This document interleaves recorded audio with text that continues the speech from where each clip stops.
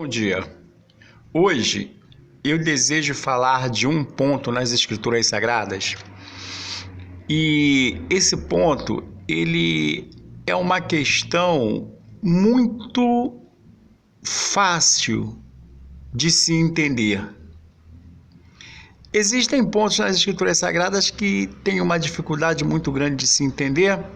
É até necessário uma revelação sobre o assunto, uma revelação do Cristo, do Espírito Santo.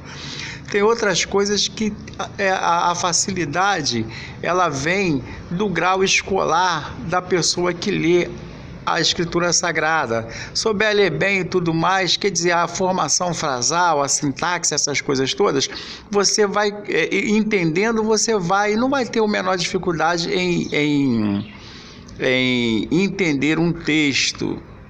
Agora, existem coisas na palavra de Deus, no Velho, no Novo Testamento, tão fácil de entender que você bateu os olhos, qualquer um, bate os olhos e entende tudo instantaneamente por não haver a menor complexidade em entender. Um desses pontos é sobre o divórcio. Na lei de Moisés, ele fala de um jeito sobre o divórcio, para dar carta, se casou com uma mulher e tudo mais, essas coisas todas, depois viu que ela não tem um atrativo, enfim, dá carta de divórcio e manda embora. O Senhor Jesus Cristo, questionado acerca do divórcio, disse, não é assim não, de jeito nenhum. Isso foi escrito por Moisés, entrou na lei de Moisés, devido à dureza de coração lá dos pais, enfim, e ele vai e quebra, dizendo que realmente não é assim, desse jeito. Então e quem estava com ele, os discípulos, enfim, tiveram que aceitar da forma que o Senhor Jesus falou e não da forma que estava previsto na lei. A outra coisa também muito fácil, um ponto muito fácil, é a matéria do olho por olho, dente por dente. É uma coisa que o Senhor Jesus quebrou. Não é assim de jeito nenhum. Que isso? Não tem. Também é devido à dureza dos corações e também devido ao povo na época. Enfim, eu sei que a lei veio de um jeito e o Senhor Jesus Cristo, em alguns pontos, ele realmente ele falou diferente, dizendo não é assim. Valendo lembrar que havendo mudança de sacerdócio, há de fato necessidade de haver também mudança da lei. O Senhor Jesus Cristo saiu da tribo de Judá e ele é o sacerdote eterno dos bens já realizados ou dos bens futuros.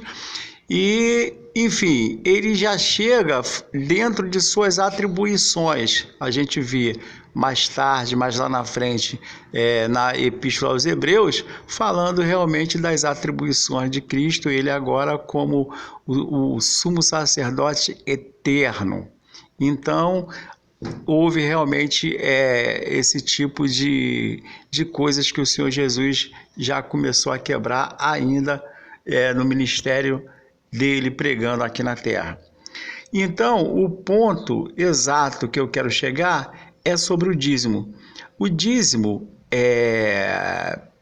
ele tem o mesmo grau de facilidade de entender que esses outros que eu apontei. É uma coisa tão fácil, ninguém precisava fazer um estudo sobre o dízimo, uma pesquisa sobre o dízimo para a Igreja da Graça, porque é tão fácil que não tem o menor problema de se entender, mas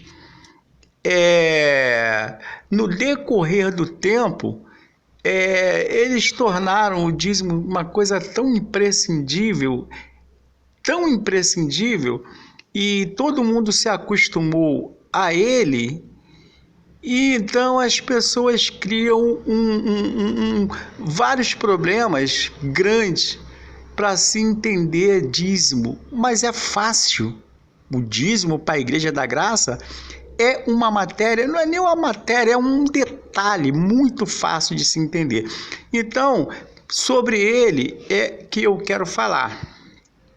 Bom, antes disso, deixa eu dizer uma coisa. Vou começar por um ponto. O Senhor Jesus, ele nasceu de família pobre, ele era pobre. A oferta que os pais deram no templo é de uma família bem pobre. Ele era pobre, ele era um carpinteiro, como sabemos, trabalhava com madeira, enfim. E a vida dele, quando era adulto, a gente vê que ele não dava valor a nada. Chegava um ricaço, quero servir, vende tudo, dá lá e vem me seguir lá e pronto. E ele era assim, esse negócio de dinheiro não era com ele, ele era um duro. Chegou uma época que ele estava entrando num local onde ele morava com Pedro, estava ali hospedado e tal, e o pessoal chegou, vem cá, o seu mestre não paga as dracmas. E se Jesus tivesse o dinheiro no bolso ali na hora, ele teria puxado e teria pago. Mas ele estava duro igual um coco, ele não tinha nada, ele não tinha nem um centavo no bolso. Aí entra para casa, no particular, Pedro vai lá, joga um anzolzinho lá e tal, e vai vir um peixe, o primeiro que vier, vai vir uma moedazinha, né? Uma moedazinha e tal, vai lá e paga por nós dois. Aquela sacola que andava com Judas Iscariote, ele era como se fosse um tesoureiro, aquela sacola ali devia, uma vez ou outra devia estar cheia, mas na maioria das vezes eu acho que andava era vazia mesmo. E veja bem, e dali, aquela sacolinha ali, ele usava para eles mesmos, para sustento dos apóstolos, sustento entre aspas, e dali mesmo ele tirava e mandava Judas dar esmola, daquelas coisinhas que tinha ali, daquele dinheirinho, aquela coisinha ali, que não era uma imposição de 10% de Jesus a quem ouvia a sua palavra, não era, jamais, Jesus jamais cobraria 10% em cima do salário das ovelhas para entregar o evangelho. Ele disse que de graça ele entregou e queria inclusive que de graça os seus apóstolos entregassem o evangelho. Então, é dessa forma. Então ele era um duro, ele não tinha grana, ele não estava nem aí, esse negócio de papo de dinheiro, ele almoçava na casa de um, jantava na casa de outro, dormia na casa de outro. Lázaro, um amigo, um amigo particular, pessoal que ele tinha, e Maria, Marta, fazia a comida, devia arrumar a cama dele, ele devia estar lá quietinho no cantinho dele. Senhor, mestre, a comida está pronta, o café está na mesa. Ele não se preocupava com nada, ele foi pregar num determinado lugar, viu um anãozinho lá em cima da árvore lá, aí Jesus ele se convida para comer na casa desse homem. Vou jantar na tua casa. E ele fazia isso não só com uma pessoa só, não, nesse caso não. Ele vivia mesmo nas casas mesmo, levava lanche para ele na rua. Ele não queria saber de grana. Ele era um homem, o Filho de Deus ali, o Emanuel, Deus conosco, que não estava interessado em dinheiro, estava interessado na alma do ser humano. Bom, então, aí eu quero me aprofundar um pouquinho mais num ponto, que é o seguinte: o Senhor Jesus, ele, nas suas pregações, ele chegou uma hora que ele queria facilitar um pouquinho, ele queria criar um suspense, eu não sei se um suspense, ele queria criar um clima que em determinados lugares onde ele viesse a chegar, as pessoas já o tivessem aguardando, vamos dizer assim. Então ele pegou os 12 discípulos e falou: olha, vamos fazer duplas. Então dos 12 ele fez 6 duplas. E essas 6 duplas, ele enviou para locais aos quais ele iria atrás, e as duplas iriam à frente, dizendo que o reino de Deus era chegado e tal, e quando o Senhor Jesus chegasse no local, aí ele já ia ter o esclarecimento.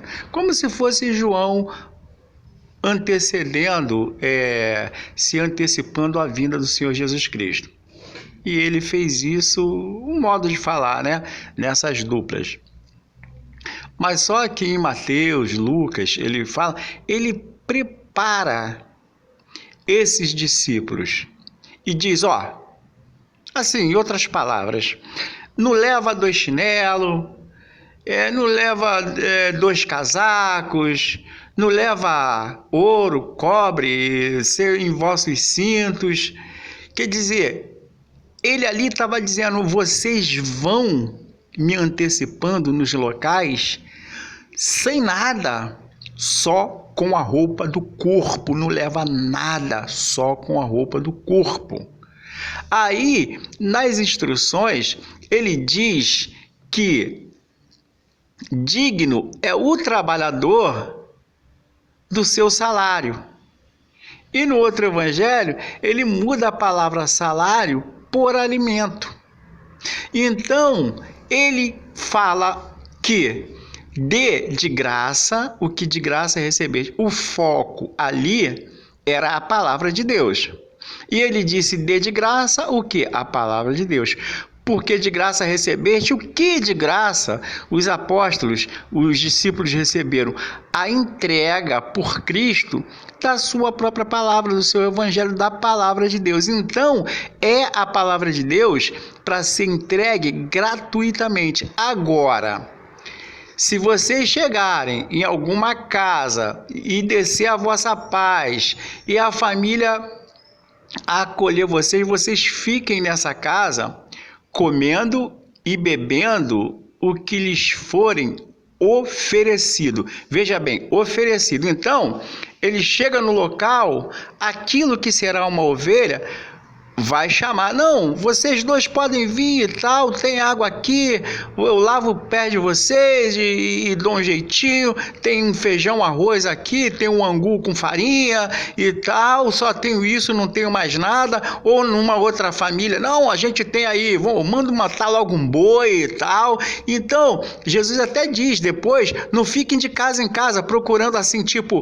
uma família mais rica que outra para vocês se hospedar. Não, se a primeira família tiver feijão, arroz e farinha, fica ali, é ali que vai ter que ficar. Então, aí o que acontece?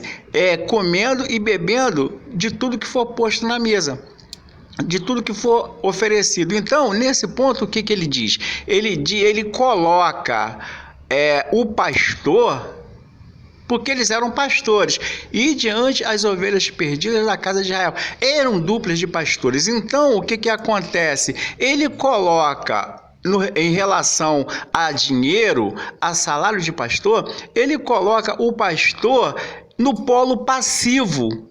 O pastor não impõe nada, o pastor come o que lhe for dado, ele não impõe nada, ele não impõe uma taxa de 10% sobre o salário de ninguém em nenhuma hipótese. Então, fique ali comendo e bebendo do que eles tiverem, do que for posto na mesa, e coloca a ovelha no polo ativo, porque com certeza, digno é o trabalhador de seu alimento. Evidentemente que Deus vai tocar no coração de quem estiver recebendo a palavra de Deus, vai colocar no coração para dar, e dar o melhor que puder, e com alegria. Então, é dessa forma que o Senhor Jesus instituiu o salário do pastor. Eu tenho um estudo, quer dizer, não precisava, mas eu tenho um estudo que fala, o título do estudo é O Salário do Pastor. Então, mas é bom porque ele fala tudo relativamente ao dar e receber no Novo Testamento, como o apóstolo Paulo escrevendo à igreja dos Filipenses, e de desde o começo, nenhuma outra igreja comunicou comigo relativamente ao dar e receber, vós somente. Então, ele estava partindo com Silas, com Timóteo, chegaram a Filipe, Lídia os assalariou. Ele não queria salário de Lídia, salário é a hospedagem, a comida e a bebida, ele não queria nada disso. E ela instou, ela ficou, não, vamos. Eles acabaram cedendo. Isso Paulo e Barnabé no começo. Acabaram cedendo e foram ali assalariados ali por Lídia. E depois, mais tarde, realmente ele passa, né, na viagem missionária, outra que seguiu, e ele chega a ter a igreja de chega na igreja dos Coríntios, de Corinto, e fica ali sem dinheiro, sem nada. Aí encontra Áquila e Priscila que tinham o mesmo ofício do que eles e começaram a fazer tenda, trabalhar de dia, trabalhar de noite, pregar de dia, trabalhar de noite, ficaram ali, ele ficou naquele sufoco todo, ele chegou a ficar um pouco cansado demais, desanimado, ali quietinho, aí chega um anjo do Senhor e diz, não, que é isso? E não fica assim não, vou ter energia, vamos embora, força, eu tenho muito povo aqui, eu tenho muita gente aqui, e logo depois chegaram lá Silas e Timóteo com recursos que eles tomaram, né, que lhes foram dados da igreja dos Filipenses, e aí Paulo já se revigorou e tudo mais, e começou a pregar, e ele já não precisava mais atuar naquela função, fazendo tenda junto com Áquila e Priscila, e o evangelho ele foi para frente. A verdade é que a ajuda da ovelha, ela causa vários efeitos. Um dos efeitos é fazer com que a palavra de Deus vá para frente, sendo propagada.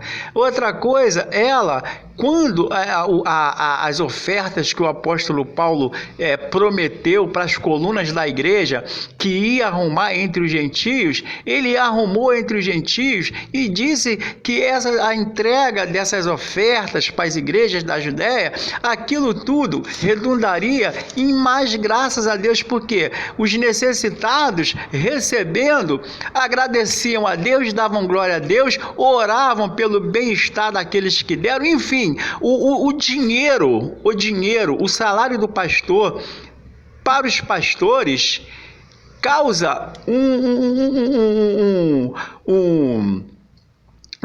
enrobustecimento na igreja. Ela vai para frente. O dinheiro é importante, mas não o dinheiro em cima da imposição de 10% do salário da ovelha. Não, o pastor ele sempre tem que ficar, como eu já disse, no polo passivo.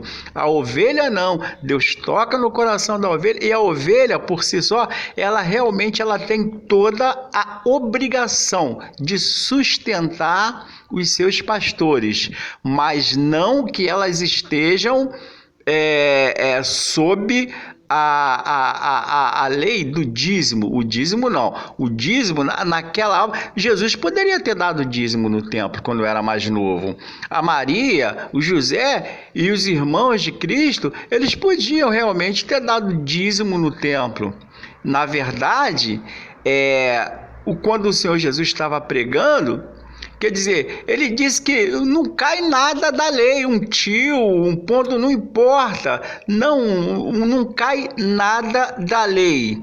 Ou não cai nada da lei para quem? Para aqueles que não se converterem ao seu evangelho, para sair de sob o domínio da lei e estar sob o domínio da graça do Senhor Jesus Cristo, não cai nada. Continua tudo. Agora, para aqueles que creram no Evangelho de Cristo, deixaram de estar sob a lei para estar sob a graça de Cristo, isso até dos judeus. Aí sim, eles não estão mais embaixo da lei, eles estão embaixo da graça do Senhor Jesus Cristo, tendo que andar conforme o Senhor Jesus Cristo mandou, conforme ele manda. Então, o dízimo é uma coisa muito fácil de entender. Por quê? Porque na instituição do salário do pastor, ele quebra, ele bota para lá, como lá já estava, o dízimo, e bota aqui uma forma, uma regra para os seus pastores viverem. A regra é a seguinte, foi a que eu já falei: vocês vão e preguem de graça. Agora, o que eles receberiam, e deveria estar recebendo até hoje, é só uma ajuda de custo, entendeu? Eles chegavam numa casa, eram hospedados ali, deixava as coisinhas, comia, almoçava, jantava da forma que desse. Aí dali eles iriam para a vizinhança, de casa em casa. Paulo pregava em casa, iria de casa em casa, e se tivesse que reunir toda a igreja no local público ou não, reunia a igreja. Mas só que nessa deles saírem pela vizinhança, na vizinhança, se alguém quisesse dar qualquer coisa, eles aceitariam, porque é para aceitar, aceitem tudo. Então, quando chegava na vizinhança, na casa do seu João, na casa do Joaquim, na casa do José, na casa do Pedrinho, não importa. Não, leva isso para o senhor. Não, tem um bolo aqui, ó, que eu acabei de fazer, um bolo de farinha, não sei como é que é aquilo. Não, claro que eu levo. Isso aqui vai ser para eu comer bem de noite mesmo, quando o estômago roncar. Isso era salário. Isso é salário que o Senhor Jesus mandou. Ele não mandou dízimo, ele não mandou 10% para a sua igreja, a igreja da sua graça. Aí o que as pessoas fazem? Eu já vi várias vezes na televisão, nos rádios, não importa, as pessoas falarem assim, o leigo, aquele que não entende realmente, sabe, nada, diz: meu Deus, pastor, mas o dízimo... Não, mas claro que o dízimo é de Deus. O dízimo é cobrado, é para a igreja gentílica dar sim, é para a igreja da graça do Senhor Jesus dar sim. Aí, o que acontece? Aí chega assim, aí vai para Hebreus. Hebreus, ele fala de Melquisedeque, que Abraão deu o dízimo de tudo a Melquisedeque. Isso é verdade. E aí ele vai e diz que os filhos de Arão, quem tem a honra de cobrar do povo o dízimo, é o povo de Arão. Veja, olha só, quem tem essa honra, a honra de cobrar o dízimo, é a linhagem de Arão, entendeu? Quem chega e cobra dízimo é a linhagem de Arão. Veja bem, olha só. Quantos Arão tem por aí? Quantos levitas na igreja da graça de Cristo tem por aí para andar cobrando dízimo? Não é uma função de pastor, não, meu irmão. Aí então, o que acontece? O escritor da Epístola aos Hebreus, ele põe em confronto o sacerdócio levita, que é um sacerdócio de homem, foi de Deus, mas entregue por homem, e põe o sacerdócio de Melquisedeque. Então ele fala sobre a superioridade do sacerdócio de Melquisedeque ao sacerdócio levita. E então ele vai e diz, aí muitos pastores dessa forma, eles convencem aos leigos, aos ignorantes, e diz assim: tá vendo? Aí abre lá em Hebreus e diz assim, aí ele fala assim: aqui tomam dízimo homens que morrem, ali tomou o dízimo aquele do qual se testifica que vive. Então, quando ele traz para cá, aqui ele está se referindo ao sacerdócio levita, que não tem nada a ver com o evangelho do Senhor Jesus Cristo. E fala que lá tomou o dízimo aquele de quem se testifica que vive, fazendo a menção de Melquisedeque. Melquisedeque também Melquisedeque é algo difícil de se entender. É difícil de se entender, mas eu tenho realmente uma ideia de quem é Melquisedeque. E está vivo, até hoje está vivo, mas eu sei quem é Melquisedeque. Eu acredito que eu saiba.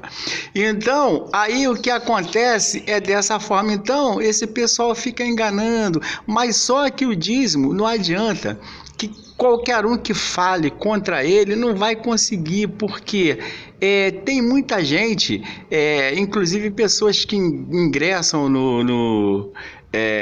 na faculdade de teologia e tudo, mas isso já interessado em aplicar o dízimo assim que começar a pregar, assim que já estiver exercendo a sua profissão de pastor.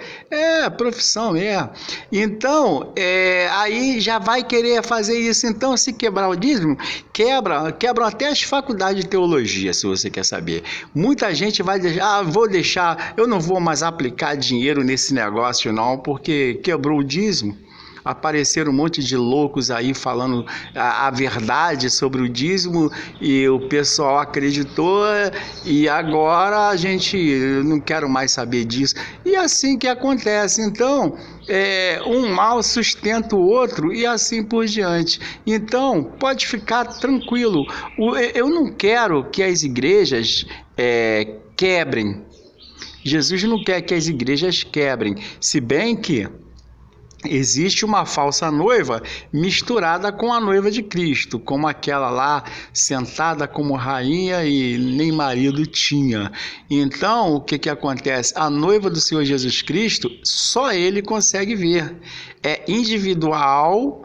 E aí ele vai sair um pouco de uma denominação, outro do outro, e assim por diante. Deus vai reunir homens vivos dos 4 cantos da terra, vai reunir aqueles que estão mortos, vai reunir com eles e tal, mas as denominações elas vão ficar. Então, o que acontece é dessa forma, mas verdadeiramente a base, né, o salário do pastor, ele está fundamentado pelas próprias palavras, mandamento do Senhor Jesus Cristo, no Evangelho, sobretudo no Evangelho de Mateus e o Evangelho de Lucas, onde ele depois, em escala maior, já não era mais 12, 6 duplas, já eram 35 duplas, que ele pegava de 70 em 70 homens, a mesma instrução que ele deu no particular para os 12, ele dava também para os 70, então eles tinham que obedecer o que o Senhor Jesus mandava, e realmente, na evangelização, os pastores saindo para evangelizar e serem apreciados, assistidos, eles todos tinham que atender o que o Senhor Jesus mandou. Então, não tem nenhuma outra passagem que depois o dízimo passe a ser aprovado no Novo Testamento. Não, é só mesmo o que o Senhor Jesus Cristo falou. Isso é só uma síntese, um resumo do estudo que eu fiz relativamente ao salário do pastor. E veja bem, quando o Senhor Jesus fala digno é o trabalhador do seu salário, ou digno é o trabalhador do seu alimento, se referindo, dizendo que o alimento ou o salário, ou a acolhida é o salário, ou, em outras palavras, a ajuda de custo. Até um detalhe bom que eu lembrei aqui agora, porque o apóstolo Paulo, depois que os irmãos chegaram da igreja de Filipos, entregando o apóstolo Paulo, e depois o apóstolo Paulo escreveu carta para agradecer a igreja de Filipos, e aí ele vai e agradece tudo, mas aí ele escrevendo desculpa para o pessoal para a igreja de Corinto, ele diz assim: outras igrejas, quando ele estava em Corinto e tal, ele lembra, né, relembra tudo ali e fala, ele diz assim: quando eu estive com vocês eu não vos fui pesado e tal, mas é outro ponto. Ele diz assim: outras igrejas despojei, recebendo delas salários. Para quê? Para estar ali servindo a vocês. Eu recebi salário de outra igreja para pregar para vocês. Então, o que é esse salário? Esse salário da igreja de Filipos foi tudo aquilo que cada um pôs no coração de dar. Não foi Paulo mandando Silas e Timóteo cobrar 10% das ovelhas da igreja de Filipe. Não, já imagina Paulo dizendo: vocês têm que pagar uma taxa de 10%. Acredita nisso? Só mesmo um louco, mesmo. Não, deixa pra lá. Então, ele tomou como exatamente no mesmo grau, no mesmo nível que Jesus disse o que era salário, o apóstolo Paulo tomou também, exatamente. O apóstolo Paulo era um macaco de imitação de Cristo, ele era um macaco de imitação de Cristo mesmo, até isso.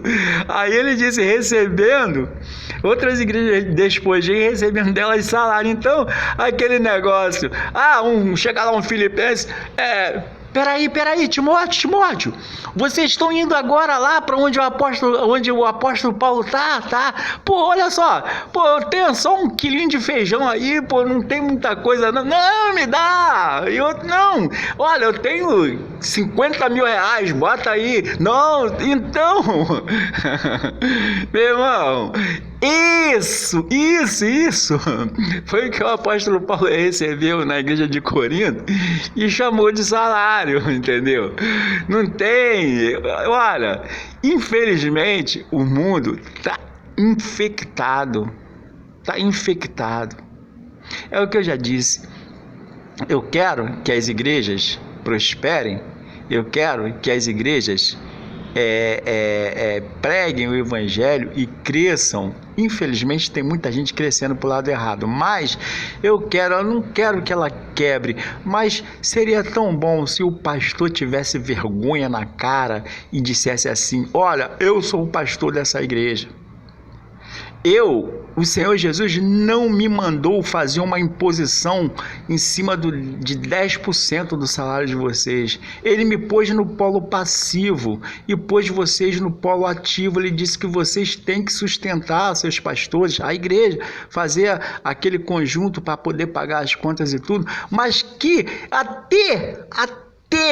até que dissesse assim: olha, vocês dão o que quiser.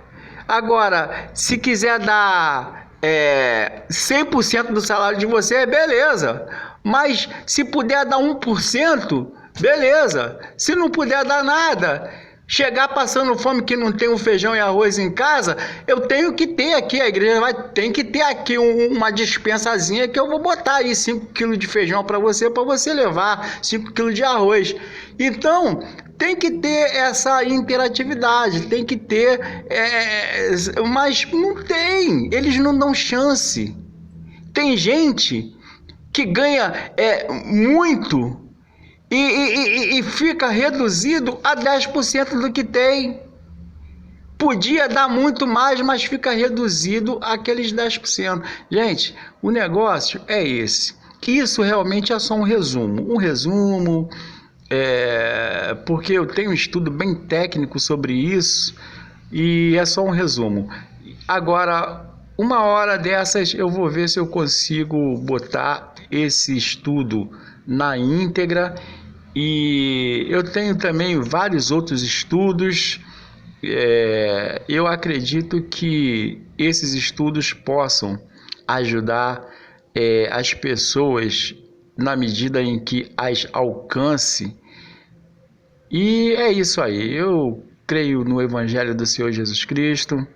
como ele é, eu não consigo vê-lo da forma diferente que ele é, mas infelizmente muita gente tem entregado o evangelho falso, aquele que não é o do Senhor Jesus Cristo, aquele que irritou o apóstolo Paulo quando ele escreveu a epístola aos Gálatas. Ele estava irritadíssimo por estarem misturando, entregando o evangelho falso. Eu também fico muito chateado com essa situação, mas eu agradeço a atenção. O Senhor Jesus Cristo seja com todos nós. Amém.